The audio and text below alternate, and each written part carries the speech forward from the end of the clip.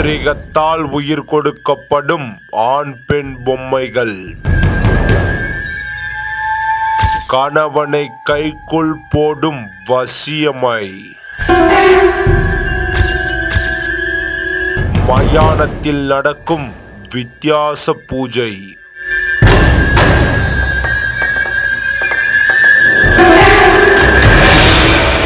குழந்தையின்மைக்கு கிடைக்கும் நிரந்தர தீர்வு. எங்கேயுமே முடியாதவங்கள 3 மாசத்துல நான் நிறுத்தி கொடுத்த ரெட்ட குழந்தை இதே ஆலயத்துல. ஆவிகளை கட்டுக்குள் அமர வைக்கும் வித்தியாச சக்கரம்.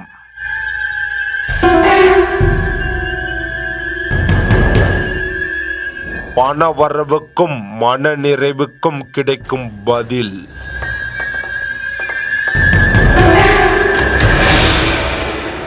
திருநங்கை சாமியம்மா நடத்தும் ஆச்சரியங்கள்.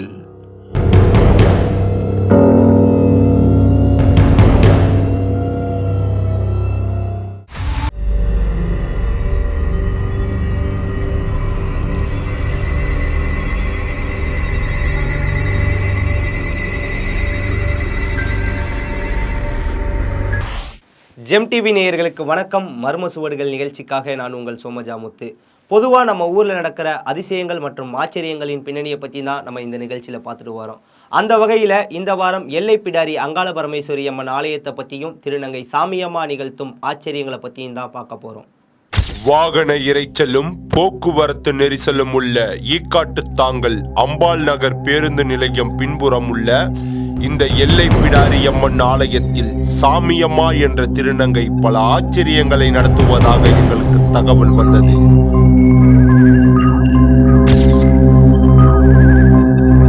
அந்த தகவல் அறிந்ததும் நாங்கள் எங்கள் குழுவுடன் எல்லை பிடாரி அம்மன் ஆலயத்தை நோக்கி விரைந்தோம். இதோ கோவிலுக்குள் அருள்வாக்கு சொல்லும் இவரின் பெயர்தான் சாமியம்மா. இவரின் உண்மையான பெயர் மதுமிதா. இந்த ஏரியாவில் வாழும் மக்களும் இங்கு குறி கேட்க வரும் பக்தர்களும் இவரை சாமியம்மா என்று தான் அழைப்பார்களாம். சாமியம்மாவிடம் சென்று நாங்கள் மாந்திரிகத்தை பற்றி கேட்டோம். அதற்கு அவர் மாந்திரிகத்தை பல வழியில் பயன்படுத்துவதாக கூறினார். மாந்திரிகம் அப்படின்னா நல்லதுக்கும் இருக்கு, கெட்டதுக்கும் இருக்கு. சில பேர் அதை கெட்ட வழியிலையும் பயன்படுத்துறாங்க, சில பேர் நல்ல வழியிலையும் பயன்படுத்துறாங்க. அதாவது ஒருத்தவங்களை கெடுக்கிறதுக்கும் மாந்திரிகம் பயன்படுது, ஒருத்தவங்களை வாழ வைக்கிறதுக்கும் மாந்திரிகம் பயன்படுது. நம்ம அதை எப்படி பயன்படுத்துறோமோ அது நம்மளை பொறுத்து. மாந்திரிகத்தால் பணம் சேர்க்கவும் முடியும், பிச்சைக்காரனாக ஆக்கவும் முடியும் என்று சொல்லி எங்களை ஆச்சரியப்படுத்தினார். ஒருத்தவங்கள வளர்ச்சி பாதை, பணம் வரவு, அதிகப்படியான செல்வம், நகை, வைதூரியம், வைரங்கள் அப்படின்னு கொண்டு வர வைக்கவும் முடியும். அடுத்தவங்களை அழிச்சு தரமட்டமாகவும் ஆக்கவும் முடியும். ஆன்மீகவாதிகள் மட்டும் இல்லாமல் கடவுள் நம்பிக்கை இல்லாதவர்களும் இந்த ஆலயத்தை நாடி வருவார்களாம்.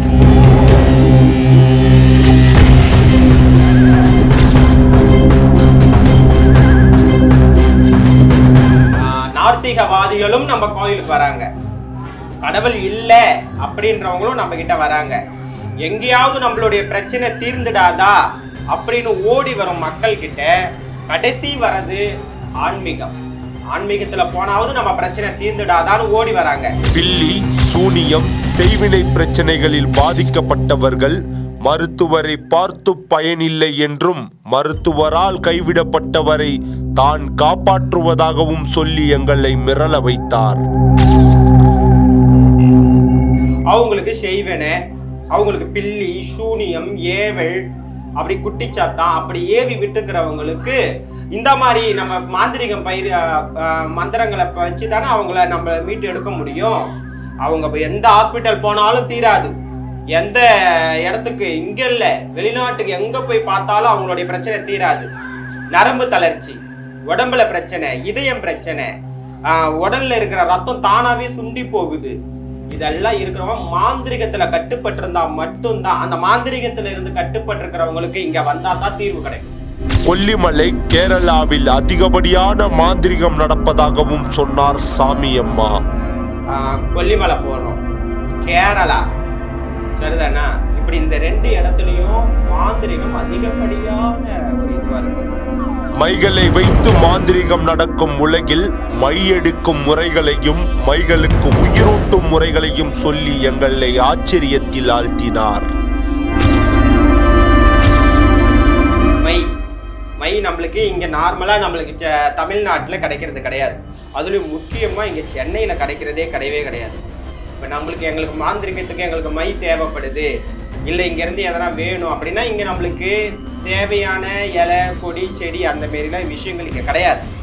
அங்க வேணும்னா கேரளா இல்லையா கொல்லிமலை, நாங்க போய் எடுத்துக்கின்னு வந்து அதுக்கான மாந்திரிகத்தை நாங்க சொல்லி அதுக்கு எத்தனை நாள் 48 நாள் நாங்க கெடு வச்சு அந்த மந்திரத்தை சொல்லி அதுக்கு உருவேற்றி அந்த மை ஒருத்தவங்களுக்கு வசியமா இருந்தாலும் சரி, இல்லை ஒரு குடும்பத்துக்கு தேவையான பணம் வரவு நகை வரவு அவங்களுடைய பிரச்சனை நோய் நொடி யார் யார் என்ன பிரச்சனைக்கு வராங்களோ அதுக்கு ஏத்தது போல மந்திரம் சொல்லி நாங்க கொடுப்போம். மைகளை பற்றி பேசிக் கொண்டிருக்கும் போது திடீரென மண்டை ஓட்டை காட்டி எங்களை மிரள வைத்தார். ஒவ்வொரு தடவையும் நாங்க எடுத்துக்கின்னு வந்து அந்த 48 நாளும் இந்த மண்டை ஓட்டு மேல வச்சு அது மேல வச்சுதான் நாங்க பூஜை பண்ணுவோம், இதுக்கு உயிர் கொடுப்போம். இது தலைச்சமுள்ள மண்டை ஓடு, புரியுதா? தலைச்சமுள்ள மண்டை ஓடு இது மேல வச்சு நாங்க பூஜை பண்ணி இதுக்கு உயிர் கொடுத்துதான் வரக்கூடிய மக்களுக்கு நாங்க கொடுப்போம். அப்பதான் அவங்களுக்கு என்ன தேடி வராங்களோ அதை நிவர்த்தி பண்ண முடியும். இரவு நேரங்களில் நிர்வாண பூஜை கூட செய்வோம் என்றார் சாமியம்மா.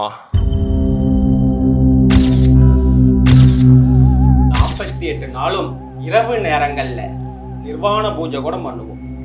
ரொம்ப உத்தரமா இருக்கிறவங்களுக்கு கை கால் பிரச்சனை, செய்வன பிரச்சனை, ஏவல்கள் அவங்க மேல ஏவி விட்டுருக்காங்க, அமாவாசை ஆனா பௌர்ணமி ஆனா அவங்க ஒரு மாதிரி வீட்டுல அராஜகம் பண்றாங்க, அட்டகாசம் பண்றாங்க, நாங்க எங்கெங்கயோ மருந்துங்களை போய் பார்த்தோம், எங்கெங்கயோ நாட்டு வைத்தியம் பார்த்தோம், இங்கிலீஷ் மருந்தும் பார்த்தோம், எதுக்குமே எங்களுக்கு சரியாகலைன்னு அப்படின்னு எங்களை தேடி வரவங்களுக்கு நான் இங்க 48 நாள் எப்படி இருக்கிறோம், 48 நாள் கெடுக்குள்ள அவங்க பிரச்சனையை நான் நிவர்த்தி பண்ணி கொடுத்துருவேன், புரியுதா? அப்படி இருக்கிறவங்களுக்கு இரவு நேரங்கள்ல 12 மணி ராத்திரில நிர்வாண பூஜை கூட நான் பண்ணுவேன். அது யாரும் இருக்க மாட்டாங்க, நான் மட்டும் உட்காந்து அந்த பூஜையை இரவு 12 மணி ராத்திரி அமாவாசை தினத்துல நாங்க பண்ணுவோம். அவங்களுடைய புகைப்படத்தை வச்சு, யாருடைய நிவர்த்திக்கு நம்ம பண்றோமோ அவங்களுடைய புகைப்படத்தை வச்சு நாங்க அங்க பூஜை செய்வோம், சரியா? எங்களுக்கு நாங்க கட்டுக்குள்ள வச்சிருக்கக்கூடிய எங்களுடைய தெய்வங்கள், சரிதானா? நான் பேர் சொல்லக்கூடாது, சில குட்டிச்சாத்தானுங்கள் நாங்க வச்சிருக்கிறத நாங்க அந்த நேரத்துல அவங்க மேல ஏவி அந்த பிரச்சனைகளை நிவர்த்தி பண்ணுவோம். செய்வினையால் பாதிக்கப்பட்டு வருபவர்கள் மீது குட்டிச்சாத்தானை ஏவி அவர்களின் பிரச்சனையை சரி செய்வேன் என்றார். குட்டிச்சாத்தான் ஒருத்தவங்களை பிடிக்காது, ஒருத்தவங்க மேல நம்ம அதை கொண்டு போய் நம்ம கொடுக்குறோம்னா அது நல்லதுக்கும் பயன்படுத்தலாம், கெட்டதுக்கும் பயன்படுத்தலாம். இப்ப நம்ம நல்லதுக்கு பயன்படுத்துறோம். நம்ம கோவில்ல குட்டிச்சாத்தானுக்கு படையலிட்டு கோழி பலியிட்டு புகைப்படங்களை காட்டி இந்த குட்டிச்சாத்தானை அனுப்பினால் பிரச்சனைகளை சரி செய்துவிட்டு திரும்ப 3 நாட்களில் இவர்களிடமே வந்து சேரும் என்று பல திடுக்கிடும் தகவல்களை சொன்னார் சாமியம்மா. இவங்களுக்கு இந்த பிரச்சனை இருக்கு அப்படின்னு ராத்திரி நேரத்துல அதுக்கு தேவையான அவள், பொறி, கடலை, கோழி பலி எல்லாம் கொடுத்து அதுக்கு தேவையான தின்பண்டங்கள்லாம் கொடுத்து அதன் பிறகு அவங்களுடைய புகைப்படம் அவங்களுடைய பெயரை சொல்லி அதுகிட்ட சொன்னோம்னா தான் அது அங்கே போய் அவங்களுடைய பிரச்சனையை நிவர்த்தி பண்ணிட்டு 3 நாள் கழிச்சு தான் திருப்பி எங்ககிட்டே வரும். பலியிட உயிரினங்கள் இல்லாத பட்சத்தில் பிணங்கள் எரிந்த சாம்பலை வைத்து பூஜை நடத்துவோம் என்று சொல்லி எங்களை அலற வைத்தார். அதான் தும்டிக்காய், ஊமத்தங்காய், எலுமிச்சை பழம், தேங்காய், பூசணிக்காய், எங்களுக்கு கோழி கிடைக்காத பட்சத்துல அந்த மாதிரி பண்ணுவோம், சரிதானா? அப்படி ஒருவேளை அதுக்கும் அடங்கலைன்னா நாங்க சுடுகாட்டுல இருந்து பிணம் எரியுது இல்ல, அந்த பிணத்தோடைய சாம்பல் அள்ளின்னு வச்சிருக்கோம், புரியுதா? மாசத்துக்கு ஒரு பையில அள்ளின்னு வச்சிருக்கோம். அந்த சாம்பலை ஒரு பிடி வச்சு அதை நைவேத்தியம் பண்ணி அனுப்புவோம், போயிட்டு வரும். எல்லை பிடாரி அங்காள பரமேஸ்வரி அம்மன் ஆலயத்தில் மாசி மாதம் மயான கொள்ளை திருவிழா 5 நாட்கள் சிறப்பாக நடைபெறுமாம். வருஷத்துல அந்த அம்மாவுக்கு நடத்தக்கூடிய 5 நாள் திருவிழா மயான கொள்ளை. மயான கொள்ளைய 5 நாளும் அமோகமா நடத்தி அந்த அம்மாவுடைய மனசை குளிர் பண்ணி, அங்காள பரமேஸ்வரியோடைய அந்த மனசை குளிர வச்சு, அவங்க கோபத்துக்கெல்லாம் அதிகாரி, அப்படியாப்பட்டவங்களை அவங்கள சாந்தமா அந்த மயான கொள்ளையை முடிச்சு அவங்கள திருப்தி பண்றதுனால தான் நாங்க வருஷம் முள்ள நாங்க நல்லா இருக்கோம். அந்த திருவிழாக்கள்ல மக்கள் அவங்க ஒரு நாள் பால் குடம், ஒரு நாள் அன்னதானம் எல்லாம் நடத்துவோம். அமாவாசை, மாசி அமாவாசை அன்னைக்கு மாலை ஒரு 6 மணிக்கா மயான கொள்ளைக்கு புறப்படுது. சாமி புறப்பாடு இருக்கு. மயான கொள்ளைக்கு இங்கேருந்து சுடுகாட்டுக்கு போய் அந்த சுடுகாட்டு உருவம் பண்ணி, அந்த உருவத்துக்குள்ள அந்த ஆட்டுக்குடல், ஆட்டுடைய நுரை, ஈரல் அதெல்லாம் வச்சு ஏற்கனவே அவங்களுக்கு அங்கே கோழி அறுத்து பூஜை எல்லாம் பண்ணி, அவுள் பொறி கடலை எல்லாம் போட்டு பூஜை பண்ணி 4 பக்கமும் கட்டு போட்டு வச்சுட்டு வந்துருவோம்.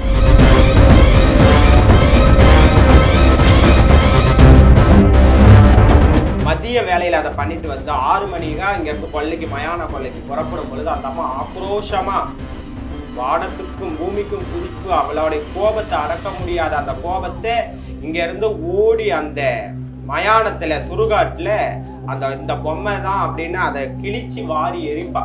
அவளுடைய கோபம் அடங்கும். அப்பதான்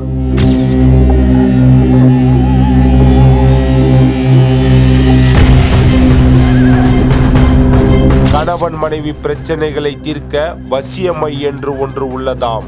ஒரு பெண்ணை ஆண் சுற்றி வரவும், ஒரு ஆணை பெண் சுற்றி சுற்றி வரவும் இந்த மை பயன்படுமாம். மைய தாண்டி ஆண் விஷயம், பெண் விஷயம். ஒரு ஆண் பெண்ணுக்கு அடங்கியும், ஒரு பெண் ஆணுக்கு அடங்கியும், அந்த மாதிரி விஷயங்களும் நம்ம ஆலயத்துல இருந்து பண்ணி கொடுக்குறோம். புரியுதா? இதை பற்றி நாங்கள் பேசும்போது திடீரென மையை எடுத்து கையில் கொடுத்து ஏதாவது ஒரு பெண்ணிடம் சாப்பாட்டில் கலந்து கொடுத்துட்டு வந்து பேசி என்று சவால் விட்டார். இப்ப இந்த மருந்து இருக்கு இல்லையா,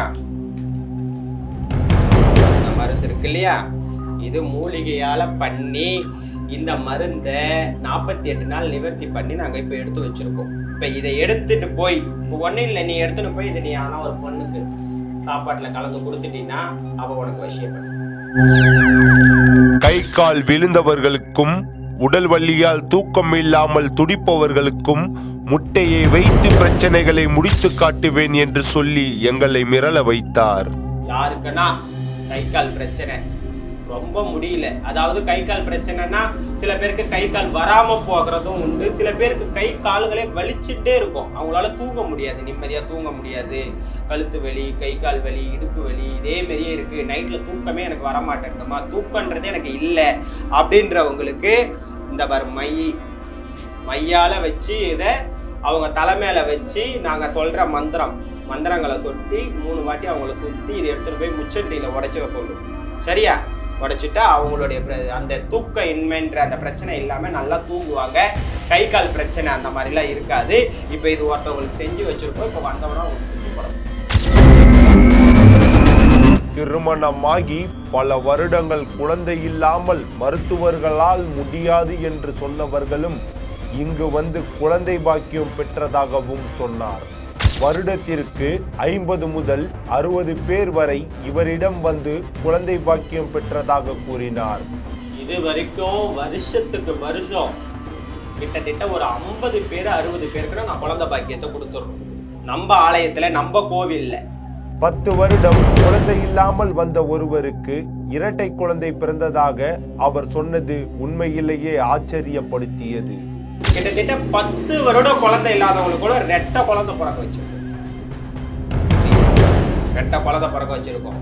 3 மாசத்துல அவங்களுக்கு முடியாது நாங்க சொல்லிடுவோம். அவங்க தேவையானது அவங்க மாதவிடாய் ஆகுறாங்கல்ல, அந்த மாதிரி சமயத்துல அவங்களை இங்க வர வச்சு அவங்களுக்கு தேவையான மருந்தை இங்கேயே இருக்க வச்சு நாங்க குடிக்க வச்சு அவங்களுக்கு என்ன ரிசல்ட் வருது நாங்க இங்கேயே பார்த்து அனுப்பிடுவோம். புரியுதா? முடியாது அப்படின்னு சொல்லிடுவோம். இது முடியாது அப்படின்றத நாங்க சொல்லி வருஷத்துக்கு கிட்டத்தட்ட 50-60 பேருக்கு குழந்தை பாக்கியம் கொடுத்துட்டு தான் இருக்கோம். இந்த ஆலயத்தில் உள்ள அனைத்து சாமி சிலைகளும் இங்கு வந்து பயனடைந்தவர்கள் வாங்கி தந்தது என்றார். இங்க அம்பாளுக்கு கட்டி இருக்கக்கூடிய தாலிகள் அத்தனையும், நம்ம ஆலயத்துல கட்டி இருக்கிற மணிகள் அத்தனையும் ஒவ்வொரு குழந்தைகளுடைய பெயரை தான் சொல்லும். இந்த ஆலயத்தில் காவல் தெய்வம் கருப்பசாமி அருவாள் வடிவில் அமைந்துள்ளது. இங்கு கருப்பசாமியின் துணையுடன் தான் எல்லா காரியங்களும் நடக்குமாம். எதற்காக நம்ம வாசல்ல அந்த அருவா வச்சிருக்கிறோம்னா, கருப்பு சுவாமியை நம்மளுடைய ஆலயத்துல காவல் தெய்வமா வழிபட்டு வந்துட்டு இருக்கிறோம். அந்த காவல் தெய்வம் தான் நம்மளுக்கு வெளியில வாசல்ல வச்சிருக்கிற அருவா. அந்த கருப்பு சுவாமியை நம்ம முன்னிறுத்தி தான் இந்த பூஜைகள் எல்லாமே நம்ம பண்றோம். ஏன்னா கருப்பு சுவாமி அவர் முன்ன நின்று அவருக்கு தேவையான பூஜையை நம்ம கொடுத்துட்டு பிறகுதான் இந்த செய்வன பிரச்சனைக்கு வருவோம். இதை முடிச்சவனே அங்காள பரமேஸ்வரி அம்மனை வழிபட்டு அவங்களுக்கு இருக்கு எண்ணெய் தாயத்து பொண்ணுமோ போட்டு அவங்களுக்கு வீட்டுக்கு அனுப்பி வைப்போம். அவங்க போயிட்டு எண்ணி 11 நாள் திரும்பி வருவாங்க. அதுக்குள்ள அவங்களுடைய வினை தீர்ந்து போய் எத்தனையோ பேர் இங்க நம்மளை நாடி வந்திருக்காங்க, தேடி வந்திருக்காங்க.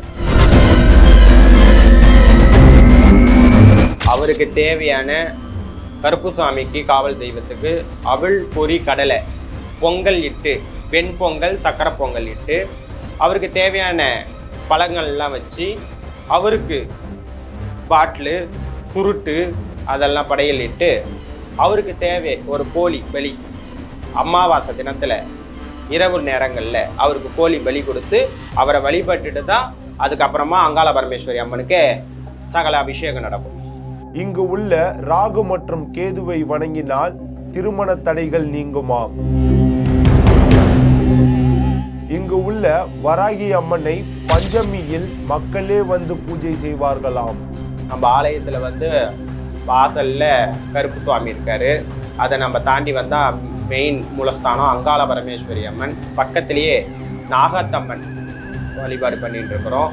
நம்ம வெளியில தேவையான வராகி அம்மன் வச்சு வழிபட்டு இருக்கோம். வராகி அம்மன் ஜனங்க பஞ்சமி திதியில வளர்பிற பஞ்சமிலையும் தேய்பிற பஞ்சமிலையும் மக்கள் அவங்கவுங்க வேண்டுதலை எடுத்து தேங்காய் உடைச்சி விளக்கேற்றி அதை பூஜை அவங்களே பண்ணிக்குவாங்க. அவங்கவுங்க கையாலேயே நிவர்த்தி பண்ணிக்குவாங்க.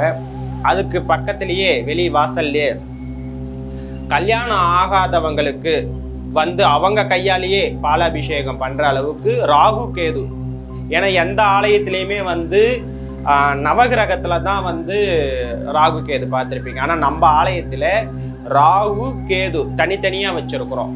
எதுக்காகன்னா கல்யாணம் ஆகாதவங்க ஆணா இருந்தாலும் சரி பெண்ணா இருந்தாலும் சரி அவங்க கையாலேயே அபிஷேகம் பண்ணி சனிக்கிழமை தோறும் வழிபாடு பண்ணி வந்தாங்கன்னா 9 வாரம் அவங்களுக்கு கல்யாணம் நிச்சயமாகும். இங்க பரிகாரம் பண்ணி போனவங்களுக்கும் அந்த மாதிரி அபிஷேகம் பண்றவங்களுக்கும் சரி பண்ணி அனுப்பிச்சிருக்கிறோம்.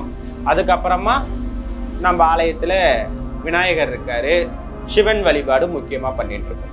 ஆலயத்துக்குள் செய்வினை பிரச்சனையால் தீராத கை கால் வலியால் வந்த ஒருவருக்கு பூஜை நடத்த ஏற்பாடு செய்யப்பட்டு இருந்தது. நாங்களும் சென்று பார்க்க தொடங்கினோம். முதலில் அரிசி மாவினால் சக்கரம் போடப்பட்டது. அதை சுற்றி நூல் சுற்றப்பட்ட கலசங்கள் வைக்கப்பட்டது.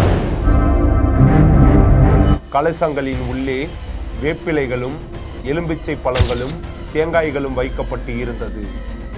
சக்கரத்தின் நடுவே கருப்பு மைகள் தடவிய முட்டை ஒன்றும் இருந்தது. அருகில் அகல் விளக்கு ஒன்றும் ஏற்றப்பட்டு இருந்தது. அந்த முட்டையை சுற்றி 4 திசைகளுக்கும் குங்குமம் தடவிய எலுமிச்சை பழங்கள் வைக்கப்பட்டு இருந்தது. 4 திசைகளில் வைக்கப்பட்டு இருந்த கலசங்கள் நூலினால் சுற்றி கட்டப்பட்டது.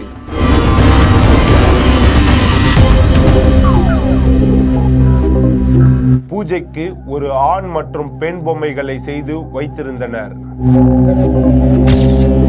சக்கரத்தின் உள்ளே பூசணிக்காய் மற்றும் தேங்காய் வைக்கப்பட்டு இருந்தது. இலையில் ஆத்மாவுக்கு படையலிட்டு இருந்தது. மஞ்சள் மற்றும் குங்குமம் பூசப்பட்ட மண்டை ஓடு பொம்மைக்கு அருகே வைக்கப்பட்டு இருந்தது. மாந்திரிகத்தில் கை கால் வலிக்கு இவ்வளவு பண்ணணுமா என்று எங்களுக்குள் இருந்த சந்தேகங்களை சாமி அம்மாவிடம் கேட்டு தெரிந்து கொண்டோம். கை கால் பிரச்சனை, செய்வன கோளாறால குட்டிச்சாத்தான் ஏவல் பிரச்சனை அந்த மாதிரி இருக்கிறவங்களுக்கு கை கால் பிரச்சனை வருது. அந்த கை கால் பிரச்சனை வரவங்களுக்கு வயிறு வலி, தீராத வயிறு வலி, அப்படியாப்பட்டவங்களுக்கு கண் சம்பந்தப்பட்ட பிரச்சனை, காது தொண்டை மூக்கு சம்பந்தப்பட்ட பிரச்சனை. ஏன் இதெல்லாம் வந்து மருத்துவமனைக்கு போனால் ஹாஸ்பிட்டலுக்கு போனால் சரியாயிடும்னு சொல்லலாம். ஆனால் சில பேர் இது போனாலும் அவங்க பார்க்காத ஹாஸ்பிட்டலில் எங்கே போனாலும் தீராத இந்த பிரச்சனையை செய்வன கோளாறுன்னு நாங்கள் சொல்லுவோம். அதை நாங்கள் இங்கே வர வச்சு அம்மன் முன்னாடி அவங்கள பூஜை பண்ணி அவங்களுக்கு இந்த செய்வன கோளாறு பிரச்சனை இருந்தால் மட்டும் அந்த கை கால் பிரச்சனை வரவங்களுக்கு இதய கோளாறு, வயிறு தீராத வயிறு வலி, எந்நேரமும் கை கால் முட்டி வலிங்க, இரவு நேரங்களில் ஒரு ஆழ்ந்த தூக்கம் இல்லாத தூக்க இன்மை இல்லாமல் ஒரு கஷ்டப்படுறவங்க, தீராத தலைவலி, இப்படி கஷ்டப்படுறவங்களுக்கெல்லாம் இந்த மாதிரி பூஜை பண்ணி அவங்கக்கிட்ட இருக்கிற அந்த செய்வன பிரச்சனையை நாங்கள் வெளியே எடுத்து இந்த பொம்மையில் அதுக்கு உயிரை கொடுத்து அந்த பொம்மையில் வர வச்சு இதை எடுத்துகிட்டு போய் நாங்கள் நட்ட நடு ராத்திரியில் 12 மணி ராத்திரியில் கொண்டு போய் சுடுகாட்டில் வச்சு அங்கே ஒரு பூஜை பண்ணி போட்டுட்டு வருவோம், கொளுத்திட்டு. சக்கரத்தின் உள்ளே அந்த ஆத்மாவை வர வைத்து அந்த ஆத்மா வெளியே செல்லாத அளவுக்கு அடக்கி கட்டுவதற்குத்தான் அந்த கலசங்களை நூலினால் கட்டினேன் என்று சொல்லி எங்களை மிரள வைத்தார். இந்த 4 கலசமும் எதுக்குன்னா, நம்ம அந்த இப்போ ஒருத்தவங்க பூஜைக்கு வரப்போறாங்க, அவங்கள நான் சொல்லலை, அந்த பூஜைக்கு வரக்கூடியவங்களை இந்த சக்கரத்துக்கு நடுவில் அமர வச்சு அந்த அவங்களுக்கிட்ட இருக்கிற அந்த செய்வன கோளாறு 4 பக்கம் கட்டில வெளியே போகாத அளவுக்கு முடிச்சுடுவோம். இங்கேயே நடுவில் வைக்கப்பட்டிருந்த முட்டையை ஆத்மாவிற்கு உணவாக கொடுத்து வந்த ஆத்மா ஆனா இல்லை பெண்ணா என கண்டு பொம்மையில் ஆத்மாவை வரவழைத்து அதற்கு தேவையானதை தந்து இரவில் மயானத்திற்கு சென்று அந்த பொம்மையை புதைத்து விடுவார்களாம். எப்பேற்பட்ட செய்வன பிரச்சனையா இருந்தாலும் அது ஒரு உயிரா இருக்கும். அந்த உயிரை இதுல வர வச்சு அதுக்கு தேவையான அவள் பொறி கடலை படையில் இட்டு அதுக்கு தேவையான அந்த முட்டை, அதுக்கு தேவையான அந்த இரத்த பலி கோழி அது கொடுத்தா மட்டும்தான் அது அதில் அடங்கியிருக்கும். இல்லைன்னா நம்மளையே வந்து கூட அதை தாக்க முயற்சி பண்ணும். அதனால அந்த கோழி இதில் கொடுத்து அதுக்கானதை கொடுத்து இந்த ஆண் பொம்மை பெண் பொம்மை அது வரவங்களுக்கு ஆண் உருவத்தில் செஞ்சுருக்காங்களா பெண் உருவத்தில் செஞ்சுருக்காங்களான்னு நம்மளுக்கு தெரியாது இல்லையா. இப்போ இதில் வர வச்சதுக்கு அப்புறம் தான் தெரியும் அவங்க இதில் பண்ணியிருக்காங்க. இது போல ஆத்மாக்களுடன் அவர் பேசி கண் கலங்கிய ஒரு கதையையும் எங்களிடம் சொன்னார். செங்கல்பட்டு மாவட்டத்திலிருந்து ஒருத்தவங்க வந்தாங்க. தன்னுடைய பொண்ணு வந்து தினந்தோறும் இரவு நேரங்களில் சரியான தூக்கம் இல்லை, தன்னைத்தானாலே பேசிக்கிறா. அமாவாசை பௌர்ணமி வந்துட்டா யாரை வேணாலும் எதிர்த்து பேசுறா, சண்டை போடுறா, திடீர்னு ஓடுறா, கத்துறா, வீட்டில் ஒரே அமக்கலமாக இருக்கு, எங்களால் எதுவுமே பண்ண முடியல. ஒரு அம்மா சொன்னாங்க என்கிட்ட வந்து பார்க்க சொல்லி, நான் அதனால என்னை தேடி வந்தாங்க. வந்தவங்க அந்த பொண்ணையும் கையோட கூப்பிட்டு வந்தாங்க. அவங்க பொண்ணையும் உட்கார வச்சேன். அந்த பொண்ணுக்கு ஒரு 25-26 வயசு. உட்கார வச்சு அந்த பொண்ணுக்கு என்னென்ன பிரச்சனை இருக்குன்னு முதல்ல பார்த்தோம். பார்த்தா அந்த பொண்ணுக்கு பேய் சேஷ்டை, பேய் பிடிச்சிருக்கு. சில பேர் பேய்னா நம்ப மாட்டாங்க, இதெல்லாம் சும்மா கதை பொய் கதை அப்படின்வாங்க. ஆனால் இப்போ நான் சொல்ல போகிறத வச்சு பேய் இருக்குது அப்படின்றத நீங்களே நினைப்பீங்க. ஏன்னா அந்த பொண்ணு நாங்கள் சக்கரம் போட்டு உட்கார வச்சு அந்த பொண்ணுக்கு நாங்கள் பூஜை பண்ணி அந்த பேயை வர வச்சா அந்த பேய் வேற யாருமே இல்லை, அவ கூட பிறந்த சொந்த தம்பி. ஏன்னா அவங்க வீட்டுக்குள்ளேயே அவங்க சொந்த தம்பியே பிடிச்சிருக்கா. எப்படின்னா அந்த பையன் வந்து 20 வயசு பையன் செங்கல்பட்டில் ஹைவேவில் கொஞ்சம் வேகமாக போகும்போது ஒரு பால் வண்டி இடித்து அவன் அந்த இடத்துலையே உயிர் பிராணம் இதுவாயிடுச்சு. அவனுக்கு அந்த இடத்துல ஆனதுனால அந்த பையனுடைய ஆத்மா அலைஞ்சுட்டே இருந்தது. அலைஞ்சி அவன் எங்கேயும் போல, சொந்த அக்கா மேலேயே அவன் வந்திருக்கான். சொந்த அக்கா மேலேயே வந்திருக்குன்னு தெரிஞ்சதுக்கு அப்புறமா நாங்க அந்த பொண்ணுடைய பெத்தவங்க கிட்ட நாங்க சொல்றோம், இந்த மாதிரி உங்க பையன் தாங்க பொண்ணு மேல வந்திருக்கு அப்படின்னு நாங்க சொல்ல, அந்த பொண்ணும் அந்த குடும்பத்தை சார்ந்தவங்களும் பரவாயில்ல என் பையன் தானே அந்த பொண்ணு மேலேயும் இருக்கட்டும் அப்படின்றது ஒரு பாசமா இதுவாக்கிட்டாங்க.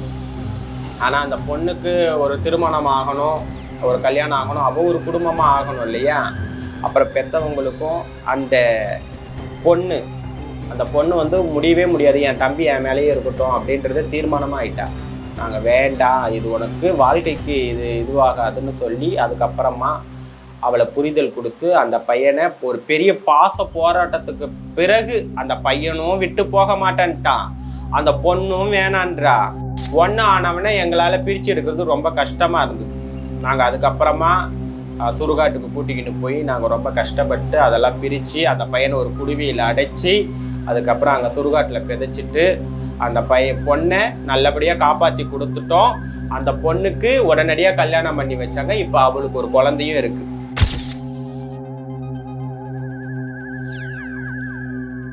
நிறைய விஷயங்கள் பேசிக்கொண்டு இருந்த போது பூஜைக்கு தயாரான நிலையில் எங்களை கிளம்ப சொன்னார்.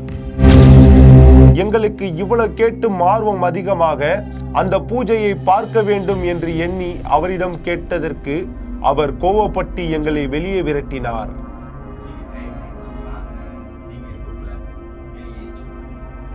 நாங்கள் இருந்து கொஞ்சம் பார்த்துட்டு போறோம் பூஜை எப்படி. வெளியே